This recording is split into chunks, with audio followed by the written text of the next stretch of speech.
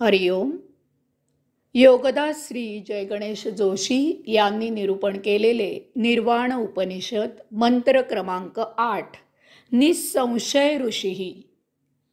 संशय रहित ऋषी असतो. अनुभव आणि अनुभूती. अनुभव आणि अनुभूती यात महत् फरक आहे. अनुभव हा दुसऱ्याचा असतो. अनुभूती ही आपल्याला स्वतःला आलेली असते. दुसऱ्याच्या बाबतीत जे घडते ती त्याच्यासाठी अनुभूती असते आणि तीच घटना इतरांसाठी अनुभव असतो. जेव्हा एखादा मीठ चाखतो आणि ते खारट आहे असे सांगतो तेव्हा मीठ खारट असते ही त्याची अनुभूती असते. आपल्यासाठी तो अनुभव असतो. त्याचा पडताळा पाहण्यासाठी आपण मीठ चाखतो आणि जेव्हा आपल्याला ते मीठ खारट आहे असे समजते तेव्हा आपल्यासाठी आतापर्यंत असलेला तो अनुभव आपल्या स्वानुभवात बदलतो. अर्थात काही अनुभव हे नेहमी अनुभवच राहतात.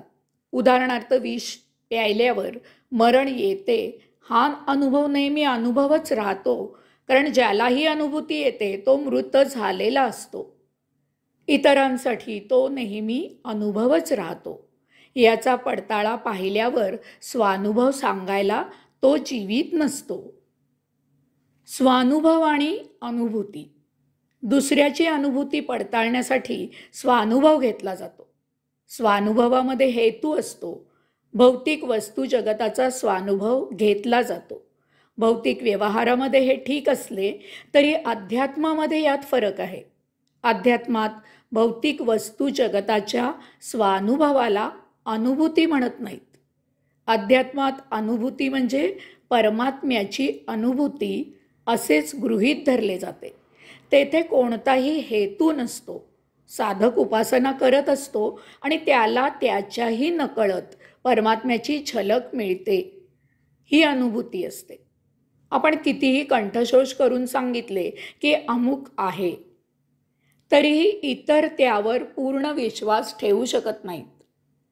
आपला दुसऱ्यावर कितीही विश्वास असला तरीही त्याची अनुभूती आपल्यासाठी पूर्ण विश्वसनीय असत नाही. दुसरा कितीही आदरणीय असला तरीही तो सांगत असलेली त्याची अनुभूती ही आपल्यासाठी पूर्णपणे विश्वास ठेवण्यासारखी नसते. परंतु जेव्हा आपण स्वतः अनुभव घेतो, ते अनुभवतो तेव्हाच ते विश्वसनीय होते. स्वानुभवाने संशय फिटतो. याचा अर्थ अनुभूती ही ती प्रत्यक्ष घेणाऱ्यासाठीच असते. ती प्रत्यक्ष घेणाऱ्यासाठीच असते.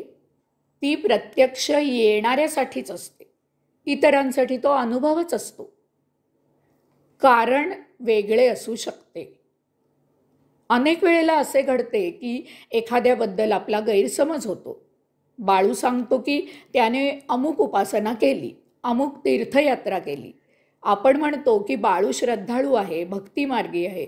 आपला शेजारी आपल्याला अचानक अनेक तीर्थयात्रांचा प्रसाद आणून देऊ लागतो. दर महिन्याला निरनिराळ्या तीर्थक्षेत्रांचा प्रसाद आपल्याला मिळू लागतो. आपण म्हणतो की आपला शेजारी श्रद्धाळू आहे, भक्तिमार्गी आहे.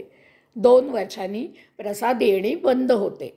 आपण चौकशी केली असता आपल्याला शेजारी सांगतो की त्याने आता नोकरी बदलली आहे. पहिल्या नोकरीनिमित्त त्याला गाडी चालक म्हणून तीर्थयात्रेवर जावे लागत असे. आता नव्या नोकरीवर तसे नाही. बाळू साळूला श्रद्धेने सांगत होता की तो अमुक देवतेची उपासना करतो. ती देवता जाज्वल्य आहे, नवसाला चटकन पावणारी आहे वगैरे. काही दिवसातच आपण पाहतो की साळूही त्या देवतेची उपासना करू लागतो. येथे आपला गैरसमज नसावा की साळूही श्रद्धाळू झाला आहे. त्यालाही ती देवता जाज्वल्य आहे असे समजले आहे. साळूला पैसा हवा आहे, धंद्यात बरकत हवी आहे. त्यासाठी तो बाळूने सांगितलेल्या देवतेची उपासना करत आहे.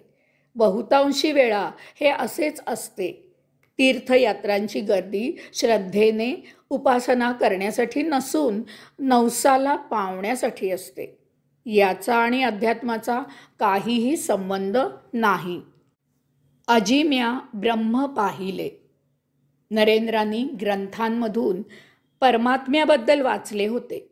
त्यांना परमात्म्याची ओळख ग्रंथामधून झाली होती. उपनिषदकार ऋषींची अनुभूती त्यांना चांगली समजलेली होती. तरी ते परमात्म्याच्या अस्तित्वाबद्दल साशंक होते. पुढे भगवान श्री रामकृष्ण परमहंसांनी त्यांना परमात्म्याचे दर्शन घडवले. त्यावेळी नरेंद्रांना परमात्म्याचा स्वानुभव आला. तरी नरेंद्रांची परमात्म्याबद्दल तहान न क्षमता तशीच होती. एकदा गयेला बोधिवृक्षाखाली नरेंद्र ध्यानस्थ बसले असताना त्यांना साक्षात्कार झाला. परमात्म्याची झलक मिळाली. परमात्म्याच्या अस्तित्वाबद्दलची शंका नष्ट झाली. ध्यानातून व्युत्थान झाल्यावर त्यांनी त्यांच्या समवेत असलेल्या मित्राला आनंदाने कडकडून मिठी मारली.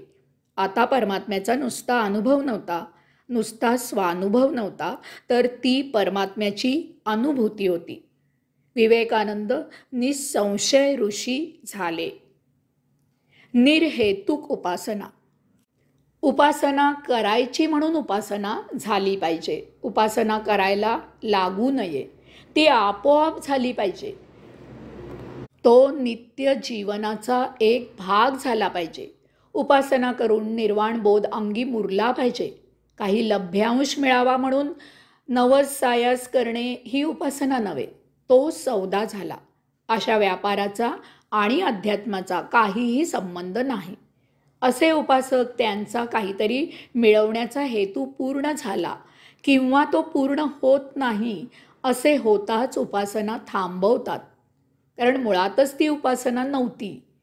अध्यात्माचा अभ्यास करणारा उत्सुक मुमुक्षू अध्यात्माची उपासना करू लागतो. तो साधक होतो. साधकाला उपासना तपश्चर्या करून योगसिद्धी प्राप्त होतात. तो योगी होतो. योग्याला परमात्म्याचा साक्षात्कार होतो.